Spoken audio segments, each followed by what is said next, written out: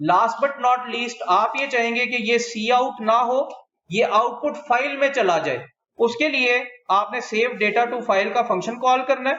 हम save data to file के अंदर पास कराना चाहेंगे सबसे पहले हमारा आइडेंटिफायर, जो कि हमारे केस में है यहाँ पे आउट। हर जो रिवर्स्ड वैल्यू है उसको आउटपुट कराना चाहेंगे। जैसे ये लूप चल जाएगा तो हम अपनी आउटपुट फाइल को क्लोज कराना चाहेंगे, यानी कि आउट डॉट क्लोज कराना चाहेंगे।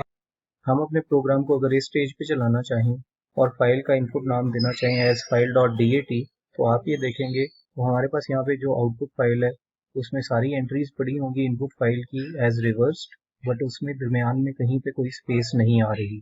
हम ये चाहेंगे कि हर वैल्यू के बाद एक कॉमा ऐड कर दें। हम यहाँ पे इस लूप में हर वैल्यू को आउटपुट कराने के बाद हम यहाँ पे आउटपुट कराना चाहेंगे एक कॉमा। अब अगर हम अपने प्रोग्राम को रन करें तो आप ये देखेंगे कि हमारी फाइल डॉट dat की हर वैल्यू के बाद एक कॉमा पड़ा होगा। दिस वुड ऑल्सो मीन कि हमारी जो आखिरी वैल्यू है उसके बाद भी एक कॉमा पड़ा होगा। अगर आप चाहते हैं कि इस आखिरी वैल्यू के बाद ये कॉमा यहाँ पे ना आए तो let's come back to our code.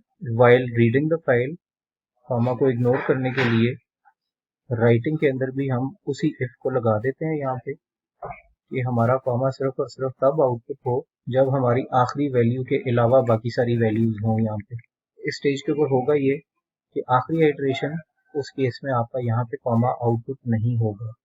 तो प्रोग्राम को अब अगर हम चलाएं, फाइल का नाम इनपुट करें एज फाइल डॉट dat, तो आपकी आउटपुट के अगेंस्ट जो आपको फाइल मिलेगी which is output dot txt, इसमें आखिरी वैल्यू के एंड पे अब आपको यहाँ पे कॉमा पड़ा हुआ नजर नहीं आएगा।